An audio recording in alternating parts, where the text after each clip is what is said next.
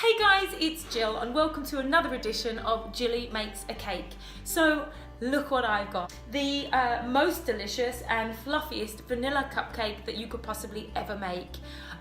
They come in kind of different sizes and I'm going to teach you how to make them really as even as possible, and that's with the use of a ice cream scoop. It's a super simple tutorial. Just look down below for the ingredients that you're going to need. It's basically eggs, butter, sugar, flour, baking powder, vanilla essence, and that's about it. So preheat your oven to 350 degrees and let's get cooking. So first things first, let's do our butter. 1 stick of butter. So our butter has gone slightly paler. What we want to do is add our sugar.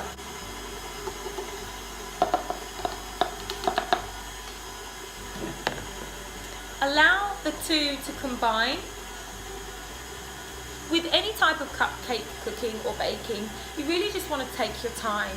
It's a really easy recipe to just kind of rush through, throw them in the oven, and 20-25 minutes later they're done. But sometimes it's really easy to overlook an ingredient. So take your time. Allow the ingredients to really mesh together. Always have your silicone spatula at hand. So halfway through mixing, I always push the ingredients from the side of the bowl down. If you're using a hand mixer, obviously you're in much better control of this. I'm going to add half a tablespoon of baking powder, 1/4 of a teaspoon of salt,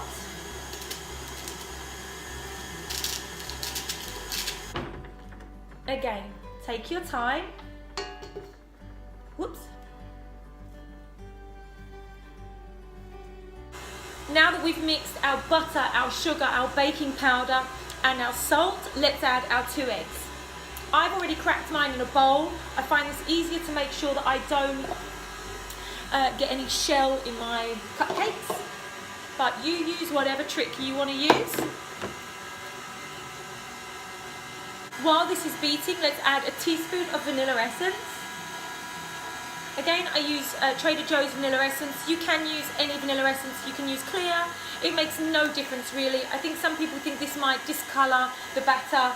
I haven't really found that, but it's all personal choice.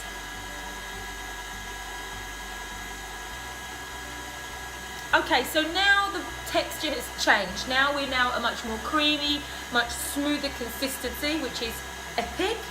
We want to stop our mixer and we're going to add our flour.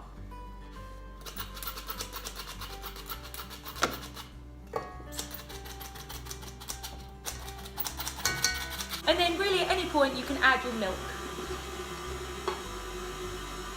Once you've allowed all of your mixture to beat for about a minute, you really don't want to overbeat it. Let's not overwork our ingredients.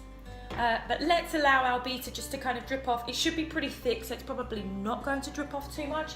But what you do want to do is you want to get your baking tray lined with some little cupcake cases.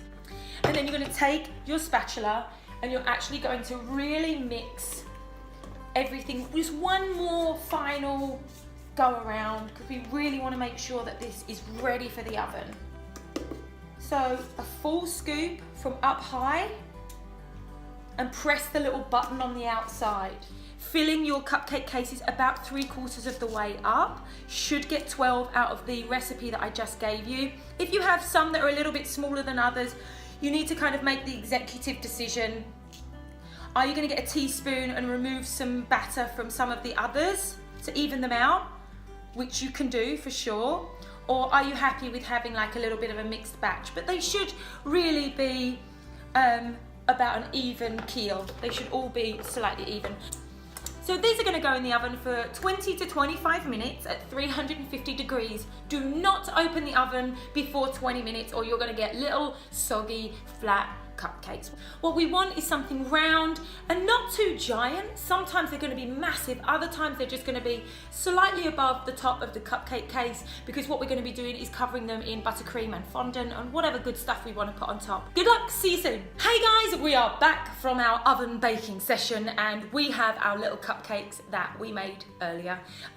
So don't forget that people will be eating these, so try not to use too much of your fingers when you're taking the cakes out of the trays. Make sure your hands are nice and clean. I want you to allow these to cool for at least an hour before you start buttercreaming or frosting your cakes. These cakes will be turned into something amazing, something delicious. I really hope that you've enjoyed this tutorial. I've really enjoyed doing it for you. Don't forget, I'm not a professional. I just love doing this and I hope that you do too. If you haven't subscribed, hit the subscribe button down below. Leave me a comment. Let me know how you get on.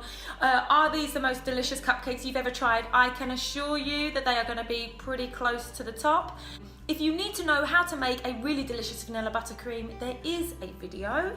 I want you to check it out. It's super easy. And also at the end of that video, I also decorate 3 different types of cupcakes, very simply. Anybody can do them, trust me, it is easy. It just takes a little bit of time and a little bit of patience and a few attempts to get it right, but I believe in you. Thanks so much for joining me. Take care and I'll see you soon. Bye guys.